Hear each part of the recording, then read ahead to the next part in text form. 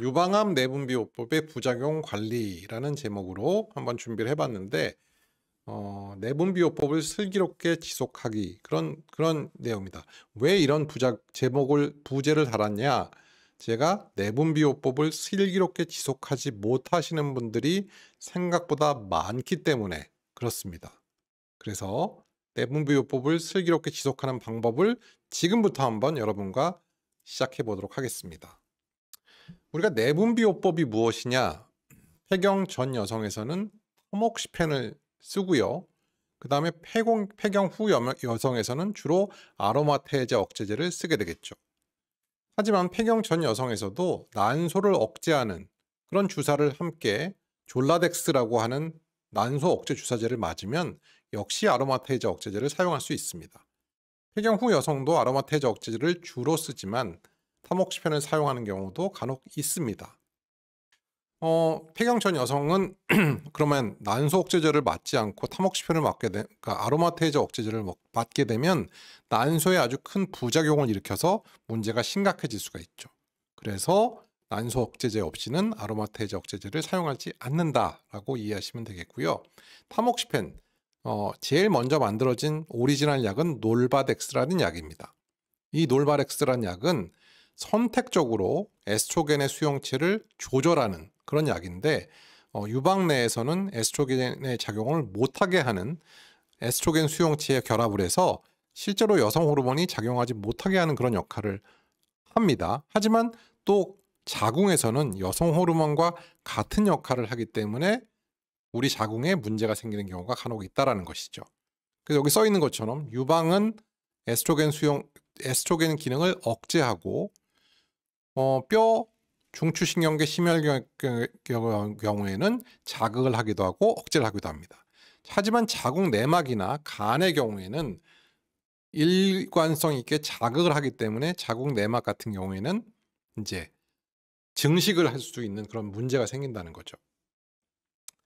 폐경 후 여성의 경우에는 주로 아로마테이제 억제제를 쓰는데 아리미덱스, 페마라, 아로마신 같은 약들이 있습니다.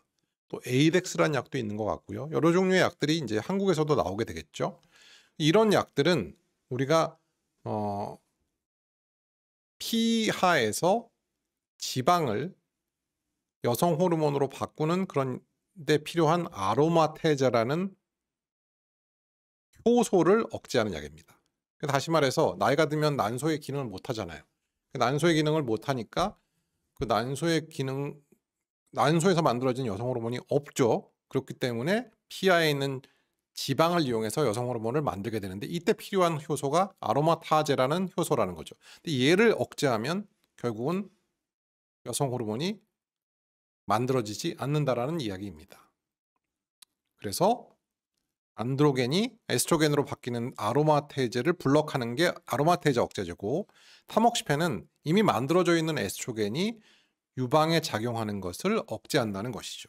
그래서 완전히 기전이 다른 약이고, 아로마테이제 억제제를 폐경 전 여성에게 사용하게 되면 난소에 큰 부작용을 일으키기 때문에 폐경 후 여성이거나 혹은 인위적으로 폐경을 시킨 난소의 기능을 억제한 여성에서만 사용할 수 있는 약이 아로마테이제 억제제가 되겠습니다. 타모ක්시펜의 효과는 어떤 효과가 있을까요? 일단 연간 유방암의 재발을 40% 정도 떨어뜨리고요.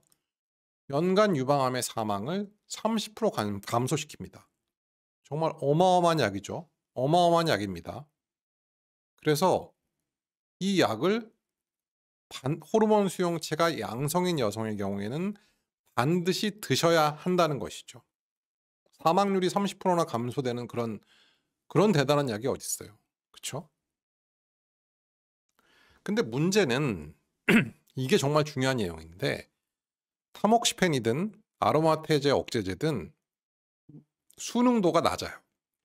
수능도가 뭐냐면 이 약을 처방받았는데 끝까지 그 약을 먹는 사람, 저희 희망이 여러분들께서도 한번 얘기해 보시죠.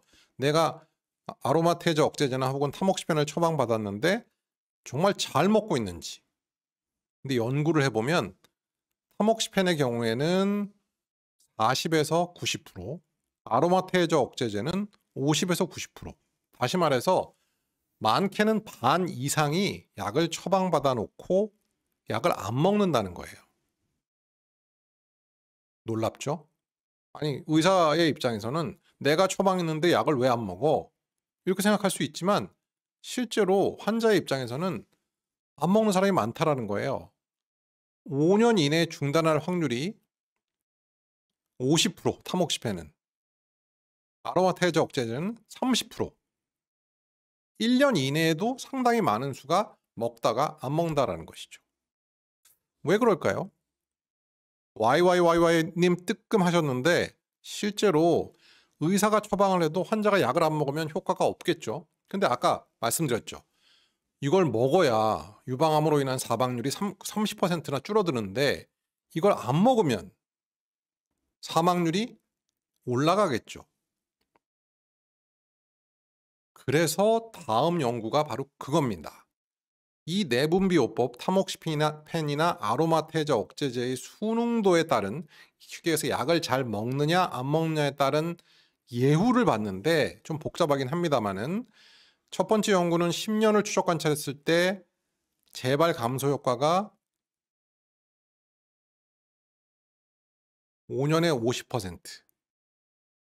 이건 뭐냐면 보조 타목시펜을 1년, 2년, 5년 사용을 한 비교한 임상 시험이에요.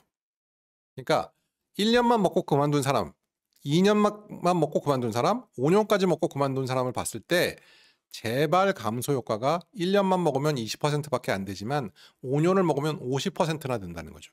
그러니까 당연히 5년을 먹어야 된다는 거죠. 또 두 번째 연구는 타목시펜 복용 순운동 지수가 80% 미만인 사람, 그러니까 한 달에 80%만 약을 먹었어요. 열흘에 8일만 먹은 거죠. 열흘에 2번씩 이틀씩 안 먹었어요. 그러면 사망 위험이 10%나 증가한다는 거고, 또 아로마테이저 억제 세 번째 연구의 경우에는 5년 지속적으로 복용한 사람에 비해서 조기에 진단한 그룹이 재발 위험이 50%나 증가했다. 엄청난 얘기죠. 이게 열흘 중에 깜빡깜빡 하신다는 부분 계세요. 어쩌다가 하루씩 안 먹는 거 큰 문제가 안 되지만 일주일에 하나 이상 안 먹는 거 문제가 될 수 있죠. 일주일에 하루 혹은 이틀 정도를 빼먹었다. 그러면은 이거 사망률이 증가합니다. 그래서 여러분들 약을 잘 처방받는 것. 어떤 분은 저 약이 많이 남아 있어서 이번에 처방 안 해 주셔도 돼요라고 하시는 분도 계시거든요. 그 얘기는 뭐야? 안 드셨다는 얘기잖아요. 그래서 여러분들 저희가 약을 처방해 드리면 그 약을 꼭 다 드셔야 한다라는 거, 그거 꼭 좀 기억해 주시면 좋겠고, 여러분들이 약을 다 드셔야 하는 이유는 약을 안 먹으면 여기 슬라이드에 있는 것처럼 여러분들의 재발 확률이 올라가기 때문이라는 거예요. 정말 무서운 결과죠. 제발 약을 드셔주시면 좋겠습니다.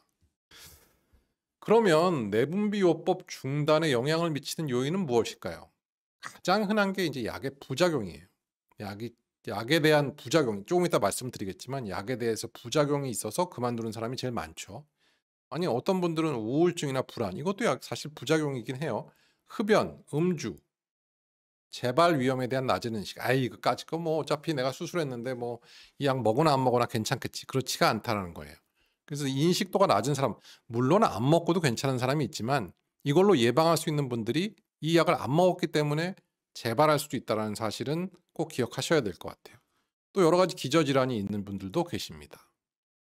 그래서 부작용의 발생 빈도를 보면 이 아나스트로졸, 아리미덱스와 같은 아로마테이저 억제제와 타목시펜, 이 두 가지가 조금 다르긴 한데 사실 거의 비슷해요. 가장 흔한 거는 얼굴이 화끈거리는 안면 홍조, 대표적인 갱년기 증상이죠. 두 번째 흔한 건 관절통. 근데 관절통은 아리미덱스 같은 아로마테이저 억제제가 조금 더 흔합니다. 그리고 이거는 관절통이 타목시펜보다 훨씬 더 강도도 센 것 같아요. 그래서 그 아로마테이저 억제제를 드시는 분들 중에 가장 큰 어떤 어려움은 관절통이라고 볼 수 있을 것 같아요.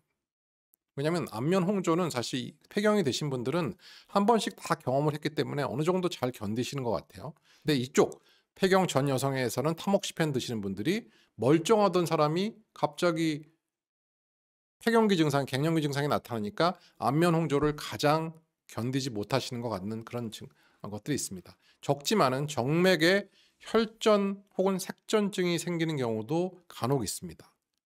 제 환자분 중에서도 그런 분이 한 분 계셨어요. 예. 그리고 백내장도 사실 좀 적긴 하지만 백내장도 간혹 생겨서 여러분들 약을 드시는 와중에 시력이 떨어졌다 그러면 반드시 안과 검진을 받도록 하셔야 합니다.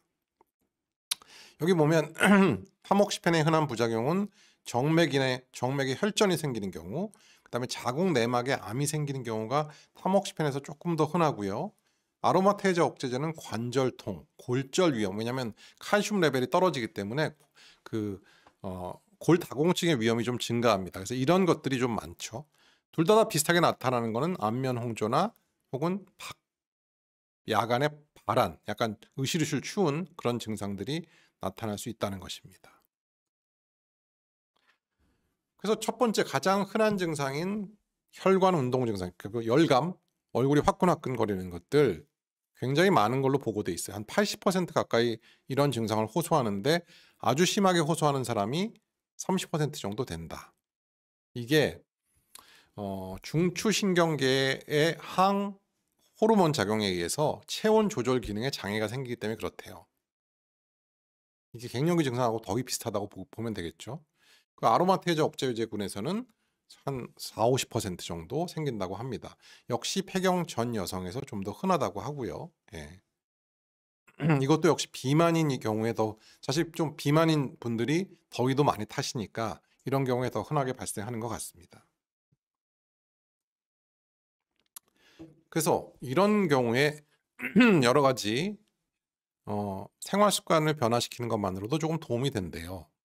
스트레스, 카페인, 술, 매운 음식들을 좀 멀리 하시고 명상, 요가, 심호흡 같은 것만으로도 스트레스가 줄어들 수 있다고 해요. 그다음에 뭐 선풍기 당연히 시원하게 하겠죠. 그리고 유산소 운동, 그다음에 근력 운동 이런 것들 하는 것들 역시 도움이 된다고 합니다. 중등도 이상의 증상, 이게 너무 심하면 약을 먹을 수가 있어요. 항우울제, SNRI라는 그런 종류의 혹인데 가장 흔하게 저희가 처방하는 약이 이펙서라는 약입니다. 그래서 그 이펙서를 어느 정도 처방하는 것이 용량에 따라 좀 차이가 있긴 하지만 확실히 혈관 운동 증상을 좋게 하는 그 얼굴이 화끈거림을 좀 좋게 할 수 있는 그런 증상이 있다라고 이해하시면 되겠어요. 혈관 운동 증상의 관리를 위해서 여러 가지 연구들이 있어요. 실제로 뭐 아마씨, 승마, 망종화 등의 보조식품들이 있는 걸로 알려져 있는데 이것도 많이 질문하시죠. 하지만 유방암 환자를 대상으로 한 연구에서 위약군의 효과와 대부분 차이를 보이지 않고 있다. 그래서 안정성이 아직까지는 검증되지 않았기 때문에 유방암 환자분들께 이런 목적으로 아마씨, 승마, 망종화 같은 것들을 드시는 것은 별로 추천하고 싶지 않습니다. 맨날 김성원 원장이 하는 말이죠. 별로 추천하고 싶지 않습니다. 왜냐? 유방암 환자들에서 효과가 있다는 것들이 별로 없고, 그리고 안정성이 유방암 환자가 먹고 있는 여러 가지 약물과 비교했을 때 안정성이 확보되지 않았기 때문에 저는 추천하고 싶지 않습니다. 그다음에 이제 관절통이죠. 아로마테이저 억제제에서 특히 많이 발생을 하고, 그리고 이거 사실 자발적으로 좋아지는 경우가 거의 없다고 해요. 근데 중요한 건 약을 끊으면 좋아집니다. 어떤 분들은 난 죽어도 못 먹겠어, 이 약은 난 차라리 안 먹는 게 좋아, 그래서 아로마테이저 억제제를 끊고 타모xi펜으로 가시는 분들도 간혹 있어요. 근데 효과적으로만 볼 때는 타모xi펜보다는 아로마테이저 억제제가 폐경 후 여성에서는 도움이 더 많이 되는 걸로 알려져 있습니다. 일부 연구에서는, 그래서 저희가 환자분들께 이런 말씀 드려요. 일부 연구에서 골격근개 증상, 다시 말해서 관절통이 많은 여성이 관절통이 없는 여성에 비해서 예후가 좀 더 좋다라는 그런 연구 결과가 있어서 관절통 있는 여성분들께는 지난번에 윤현조 교수가 했던 대로 말씀드린 대로 효과가 더 좋으려고 그래요 라고 말씀드리면 그나마 조금 위안이 될 수는 있습니다만은 참 힘든 게 사실입니다. 그래서 일단 이게 원래부터 있던 다른 종류의 관절통, 류마티스 관절염 같은 것도 있잖아요. 그래서 그런 종류의 관절염은 아닌지 한번 확인해 볼 필요가 있겠고, 여러 가지 뭐 엔세이드나 이부프로펜, 또 아세타미노펜, 타이레드론이죠. 셀레콕시브나 여러 종류의 진통제를 처방하는 걸로 조금 호전이 될 수도 있습니다. 그리고 이것도 역시 운동하고 스트레칭하고 근력 운동하고 또 어떤 경우에는 침이 좀 도움이 된다는 얘기도 있고요. 또 요가나 물리치료 혹은 테이핑 같은 것들이 도움이 될 수가 있어서 이런 것들도 전문의와 좀 상의를 해보시면 도움이 될 거라 생각을 합니다. 다음은 자국 내마감인데요. 주로 타모크시펜하고 관련이 있는데 타모크시펜을 드시는 것이 일반인에 비해서 자국 내마감의 위험을 2배 정도 증가시킨다고 하는데 이게 0.1%가 0.2%가 되나 그 정도로 굉장히 낮은 정도입니다. 그래서 이 자국 내마감이 뭐 걱정돼서 약을 안 드실 필요는 절대 없다라는 것이고요. 하지만 정상적인 출혈이 아니고 비정상적이고 비정기적인 출혈이 있거나 혹은 분비물이 있을 때는 반드시 산부인과 진료를 보시는 게 좋겠고 내막이 너무 증식이 심할 때는 저희가 조직 검사를 통해서 내막에 암이 없는지를 확인하기도 합니다. 하지만 대부분 거의 정말 이런 경우가 없다라는 거 생각하시면 꼭 안전하게 드셔도 상관이 없겠습니다.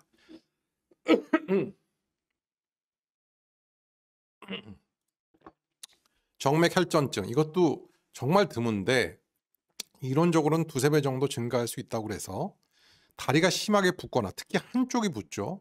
다리가 붓거나 숨이 차거나 혹은 가슴이 아프거나 혹은 뇌경색 증상, 말이 어눌해지고 시야가 흐려지고 마비가 있는 그런 증상이 있으면 빨리 병원에 오셔서 검사가 필요하다는 거 기억하시면 좋겠어요. 우리가 이제 아로마테이저 억제제를 드시게 되면 골다공증의 위험이 있는데 그래서 저희가 1년에 한 번씩은 무조건 골다공증 검사를 합니다. 그래서 문제가 있다면 운동하시고 칼슘 먹고 또 너무 심한 경우에는 비스포스포네이트라는 골다공증 치료제를 함께 저희가 처방하기도 하고 최근에는 데노수마비라는 골다공증 치료가 새로 나와서 이런 치료제로 여러분께 도움을 많이 드리고 있습니다. 자, 이제 요약을 좀 해드리면 타모크시펜과 아로마테이저 억제제는 부작용 프로파일의 차이가 많이 있기 때문에 치료 선택에 영향을 줄 수가 있다는 것이고요. 또 보조 내분비요법의 수능도가 떨어지면 여러분들의 사망률도 증가하고 재발도 많이 하기 때문에 잘 먹을 수 있게 여러 가지 부작용들을 관리하는 것이 무엇보다도 중요한 이유고 바로 그게 오늘 제가 이 영상을 만드는 이유이기도 합니다. 그래서 여러분 내분비요법 치료 받으시는 분들이 상당히 많으시겠지만 제발 일주일에 1번 내지 2번 이상 빼먹고 드시는 거는 여러분들의 치료 성적을 떨어뜨릴 수 있다는 거 잊지 마시고 잘 복용하시면 감사하겠습니다. 네, 오늘 드릴 내용은 여기까지 마무리하고요. 이제 또